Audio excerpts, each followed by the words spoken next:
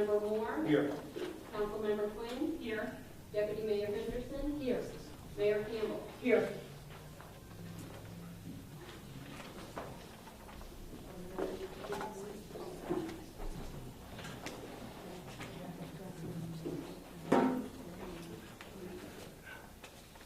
Mr. Kelly? Yes, we have the first item on the work session. We are going to, if City Council doesn't mind, we have the County Division of Engineering to make the presentation. Fred, do you want to come up and...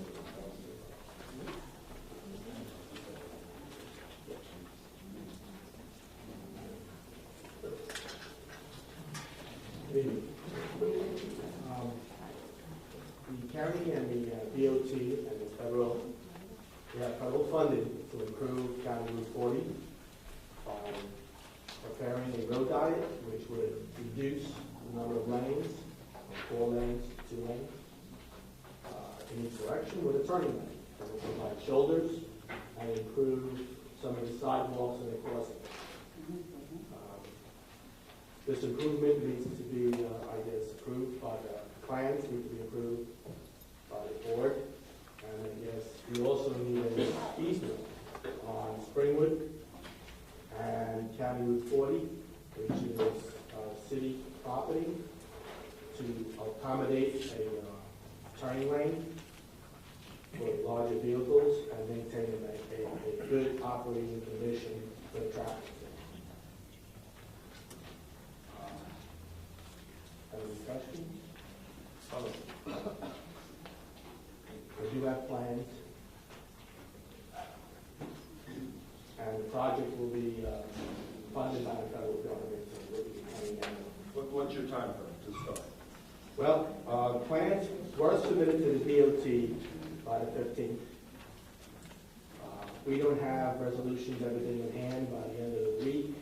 They can throw the job out and it'll go to one of the other townships. The job will go to construction early next year, probably February, be awarded, and then they would start February and should end in a few months after that. How would you redirect traffic from Monroe to Springwood? Traffic on Monroe will be maintained in 1 lane in each direction. So they'll do the right lanes first. They'll do repairs, the sidewalks, maintain the traffic in the 2 center lanes. Then when they complete the right side, they'll shift the traffic to the outside and reconstruct the middle and straighten. And then open to traffic. The same thing on Memorial Drive? Memorial Drive would be that whole thing. On Springwood, all they're going to do there is they construct this little slip ramp. I'm not sure. Sorry I didn't bring any boards, but I have plans here. It's going to be on the right side, so when they do the work along the right lane, they'll accommodate the new ramp that's going to go into Springwood. Let me ask you, there's, I believe, a meat store right there at the corner of Springwood and Memorial? That's the opposite side. We're working on the empty lot side. Okay. Okay, the side that is Okay, is that really city property? Is it Allegheny County or city? It is the city property, and we've already met with Interfaith neighbors, and Interfaith had some plans already. Interfaith has met with the county office and the city engineer, and they have plans to modify what they plan to build. And they were in favor of improving the roadway as well. Okay. Let me ask you a question. I don't know this because nobody knows. Why does Monmouth County Road 40 start in Monroe? excellent question. Can we start it at Asbury? We're going to give you 2 more blocks and say, hey, guys, because here, follow me on this one. Asbury Avenue is a county street. So the plow truck comes down Asbury Avenue, plows Asbury Avenue, makes a right onto Memorial, and lifts his plow for 2 lousy blocks because that's a city road, and then drops his plow 2 blocks later because that's a county road. So since you're doing all this work, why not do the other 2 blocks also? And we'll give you the blocks. When we applied for the grant, back last year in 2013. The limits and all the data that we provided the NJTPA was from Monroe to 33. Okay. If we would have extended that project back then, It would have been more money. Yes. And to be, I have to stay within those constraints, otherwise it could be. And I know you weren't going to know that answer. But can you do me a favor? Can you pass this along to somebody in engineering and why it starts in Monroe and doesn't start at Asbury? And when you pass that along, can you pass this one along? Asbury Avenue, County Road, 7 traffic lights on it, being maintained by the city. The only city in Monmouth County maintaining county traffic lights on a county road. And we cannot get an answer. It's been driving me crazy for 5 years. Can you pass that along? Maybe somebody can answer that. That I could also. Okay. I have given Jack the person's name, the chief engineer, that is in charge of all the traffic signals in the county. And I suggested that. I'm just a design engineer. I know. Project. But you're the first one from the county. Councilman, I asked the same question when I met with Fred, and I'm collecting the cost information now, so I'll have that when I make the call. But the one on Asbury Memorial, the county went into an agreement with the city where the county paid for it, now the city maintains it. Which we would have no problem with the other 6, but there's 6 other ones that right now that need repairs. And they don't have the $250,000, but they're on your road, not ours. And we said, geez, you want to know something Mr. County has of July 1st or yours? And because there's nothing in writing saying they're ours, but we don't want to do that, but Jack's on top of it. Okay, as far as, we'll go back to the project. Has the city, I mean, we have, when you rip this street up, No. you're just milling. Have you been in touch with the water company or gas company to replace mains? No. Or do you think it's prudent? They are aware that we're coming out to do this. They come out before and do mains and they've been informed that we're doing this resurfacing and some road improvements. And So obviously the city's been informed, so we should be videotaping our sewer lines and everything. If we're going to do that work, do that before you pave it, or else then this is going to be a total waste of your money. Okay, I have no problems. If this was Main Street, I'd have problems with this, but this road I have planned on Memorial Drive, I have no problems with. One of the concerns that I have is we had infrastructure work done on Springwood Avenue a couple of years ago. Will all the health and safety precautions be taken? absolutely. Now, when you're saying work, you're not talking about environmental issues? No, safety. Safety, absolutely. We follow all the health and safety rules by the state design. I just have one thing. When you mill the road and you're going to repave it and everything, do you do anything with the stormwater? All the inlets will be replaced and upgraded to bicycle grates. The ADA ramps will be, right now there's a lot of sidewalks that are settled and cracked. We're going to replace those. The ADA ramps that are not in compliance, that are not by the city. The county was through here a few years ago to do a few of the signal upgrades, that we got money from the feds. Now we'll be able, under this program, to do the other crossings along Memorial. I'm more concerned about stormwater. Stormwater. I'm on the Wesley Lake Commission. I want to know. You're replacing You will be getting all new framing grates to meet the current requirements and also accommodate bicycles.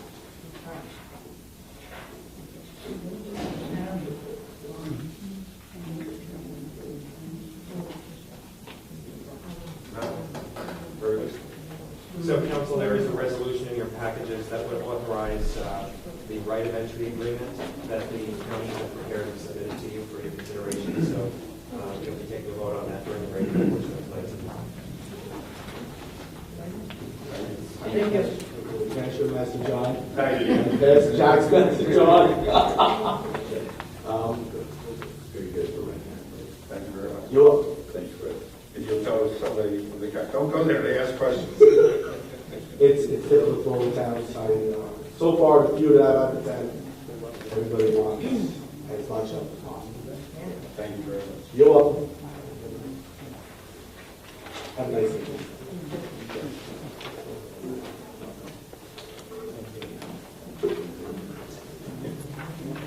We're going to application, Lisa Ford. Good evening, Mayor and Council. We have 10 applications before you and 2 weddings. Would you like me to go through each application, or are there specific questions in the application? I read them all. You don't have to read them all. Are there any questions? No, I'll just say that I'm thrilled that we're getting the bonfires Yes. on the beach. So That's more cat. yeah, we're getting the big bonfires. Let me ask you a question about the bonfire, because what I read is there will be a hole dug in the sand. Is there, and I understand that after the bonfire is over, I guess at 11 o'clock, that will be carried off. But is the wood actually put in the sand? I'm asking the right person the question, or is there something that the wood goes into before it's burned? On the sand. In the sand? That's it.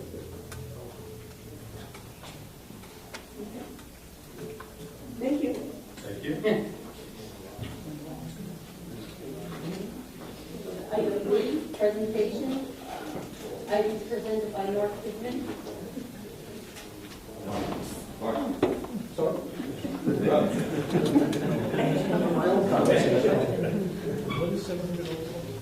sorry. Good evening, Mayor and Council.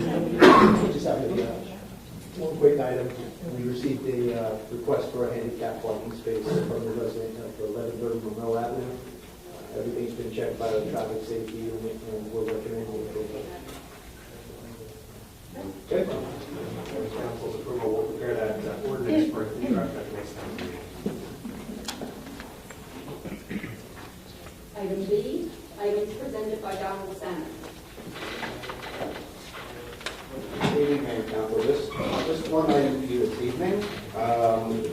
At your request made earlier this year, we put out a request for proposal seeking a consultant to prepare for us a comprehensive parking management plan in addressing 2 areas. One, looking at the existing regulations we have on the books now, what's going on in parking out in the streets now, and then to make recommendations for us to improve that and to improve how we manage our existing supply. And the second piece is how you can increase the supply of available parking in the city. So we did, as I mentioned, put out that RFP. We worked with the city's parking advisory committee. We advertised the RFP, of course, on the city website and in the local newspaper, but also we put it on 2 websites. The website called Parking Today and the International Parking Institute website. We also emailed the RFP directly to consultants who have contacted the city in the past and are interested in providing us that type of service. So in February, we issued the RFP, forward due back to the city at the end of March. We did receive 2 proposals. The parking committee reviewed those proposals, sat together and met and discussed them as a group as well. Made a decision to interview one of the respondents, which we did. That firm that was interviewed was Desmond Associates. Checked their references. They checked out. Desmond had also the lesser proposed contract amount of the 2. And for those reasons, well, for a number of reasons, the committees recommend that you go with Desmond. Impressed with their experience with some of the projects in New Jersey, as a matter of fact, the expertise of the project team, the integrated public participation process into their scope of work. They had, I'll mention New Jersey again, they had more New Jersey experience than the other respondent. Their project manager is also an operations manager for Cleveland's parking system. So they brought some of that expertise to the table. We just thought they had overall the better product. They provided us with the better product. And it was pretty unanimous. It was unanimous, yes. It was unanimous among the members. So the committee's recommendation is, and I echo it as well, is that you award the contract to Desmond. I've provided for you in your packets a resolution which would authorize that contract as well as a copy of the contract itself. The project timeline is approximately 11 weeks start to finish. The only thing we're waiting on is the final thumbs up from the state to hire them as a consultant, which I do expect in a few days. Thank you.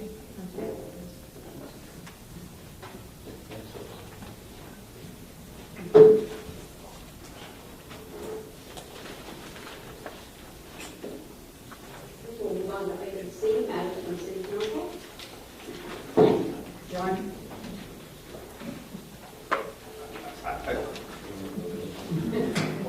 I thought at every meeting we were going to have like a presentation like we had from last week from the police chief as far as addressing the quality of life, the crime, the violence, and I kind of said like I thought should be discussed at every meeting.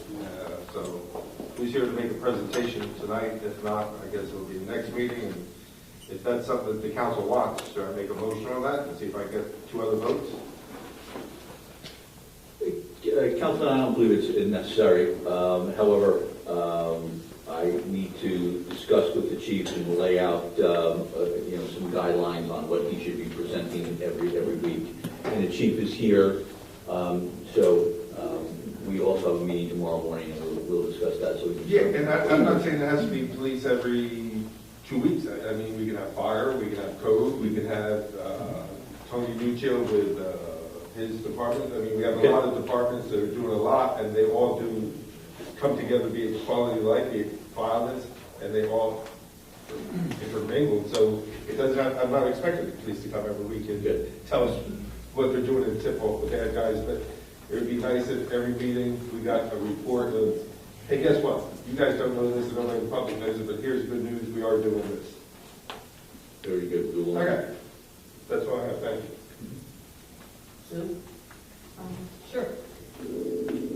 First of all, I hope everybody, and I think Lou is here, and I know he's going to come to the microphone, but on Monday is Memorial Day, and they have 2 great ceremonies. They have one at the Fireman's Park in the morning, and then again at the Veterans Park on Fifth Avenue. So they're always really good, wonderful events, very moving.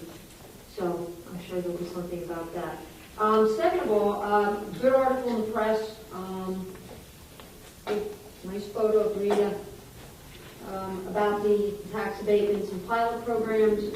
What I thought was interesting in the article was when they actually talked to the professionals, especially the school professionals, and the acting superintendent says that he does not expect the tax break agreement to adversely impact the school district because the city taxpayers are required to fund the balance of the budget after state and federal contributions. So no matter what the pilot programs or what, if the pilot program is indicating that the school system is not getting a payment out of that pilot program, the city still pays the school a certain amount towards our taxes, a certain amount for the school to operate. And I've also spoken to the tax assessor about this, so no matter what, the school will get their money. And I've also talked to some board members about that, and they feel the same way, that they are not connected. So it was a very good article. What also I liked about the article was that the developer talking about that without these different particular programs that they would not have been able to afford to do, especially in the infrastructure. And you remember a long time ago, we did bring when nothing was happening down there and everything was at a standstill, we did bring Asbury Partners at that time to court so that we could get and jumpstart the actual development, which we did. And there was a demand by the judge that we work together with the developer to make the infrastructure happen.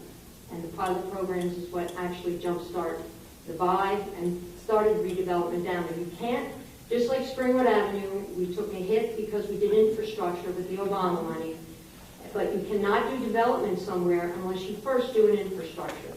And so you're going to see a lot of the development underground first. Once that's completed, then the rest can be developed.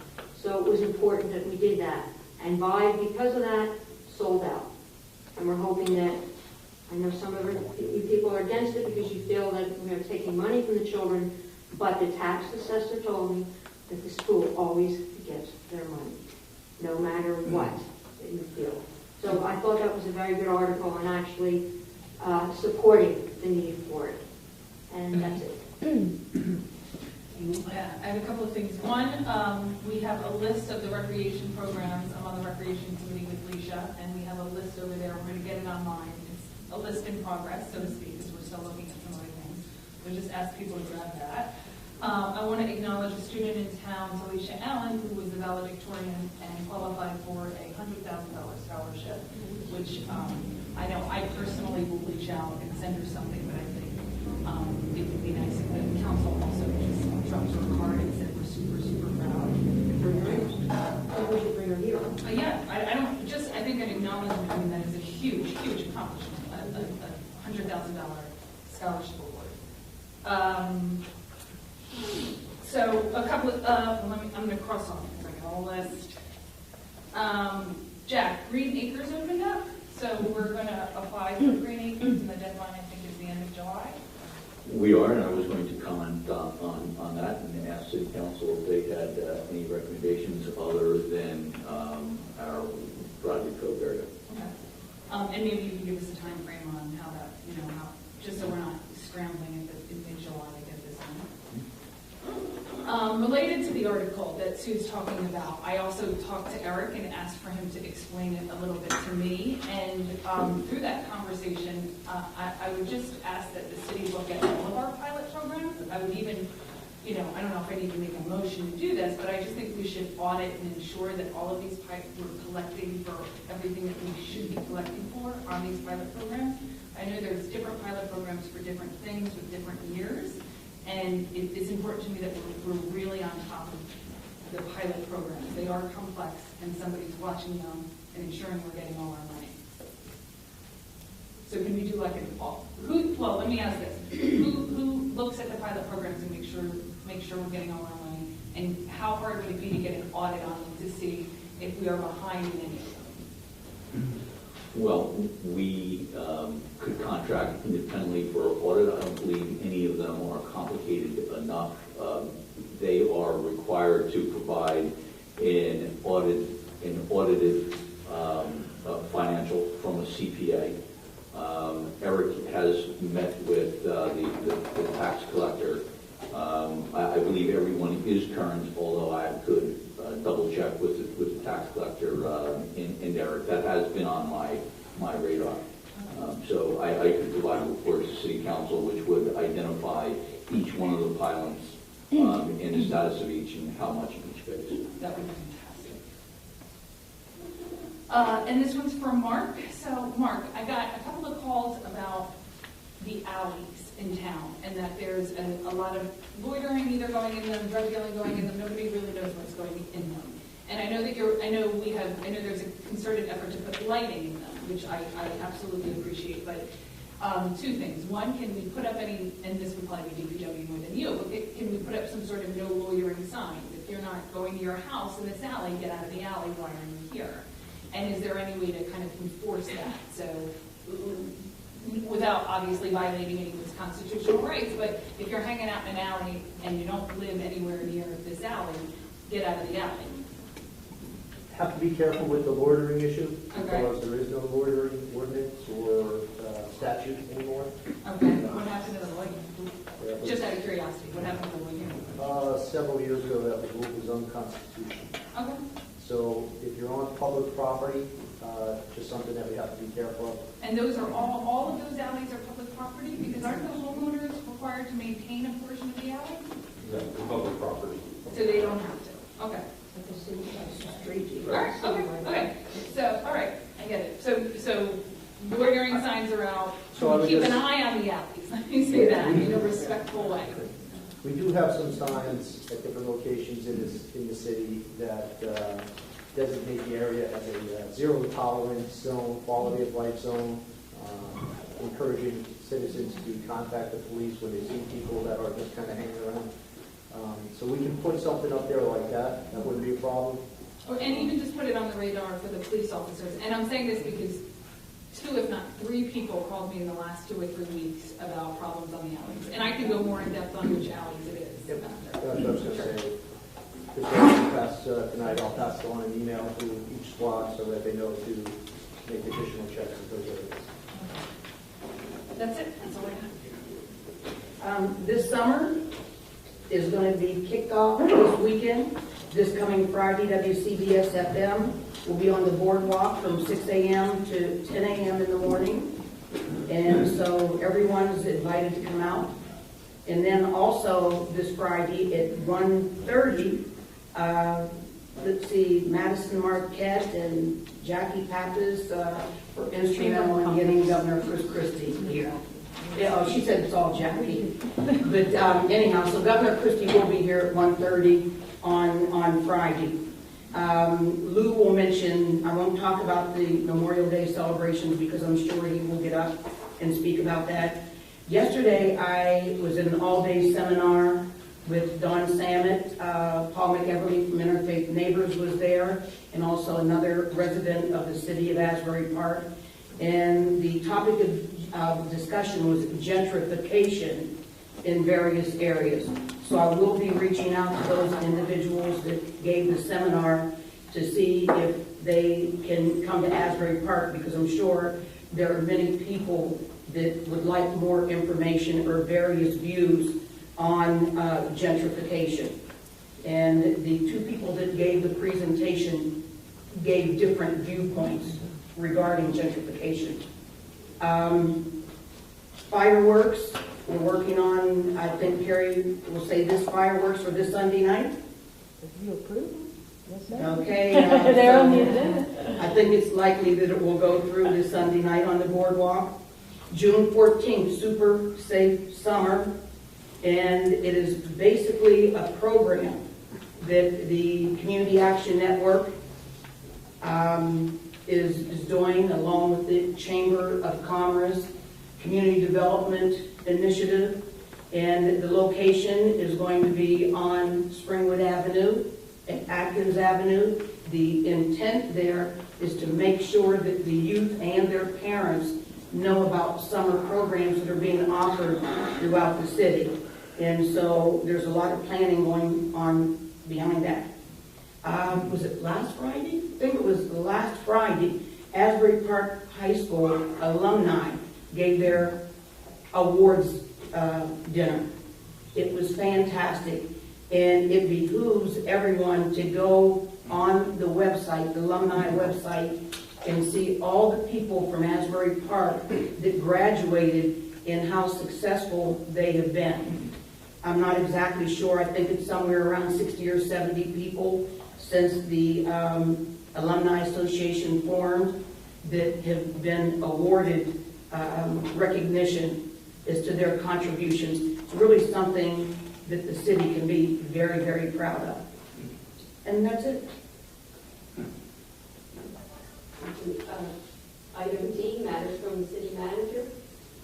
Thank you. I have just one comment that Councilwoman Quinn mentioned, which was the Green Acres application. That deadline is nearing, and I plan on working on it with both our planner and who will most likely take the lead will be our deputy manager, Tony Nuccio. We were going to apply for the Bradley Cove area, and if members of City Council had another area that they would like to see required with Clean Acres funding.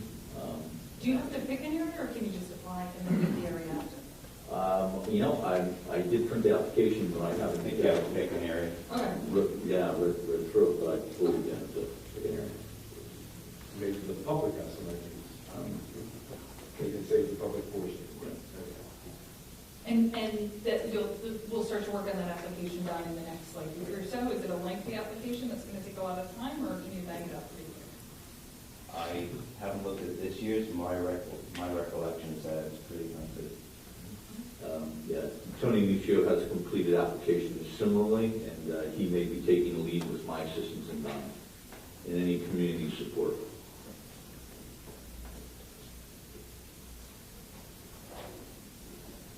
Item C, matters from the city attorney. Yes, the only thing I have is just to let the public know that council is not going to be taking action, any formal action this evening on any of the items that were addressed earlier during our executive session.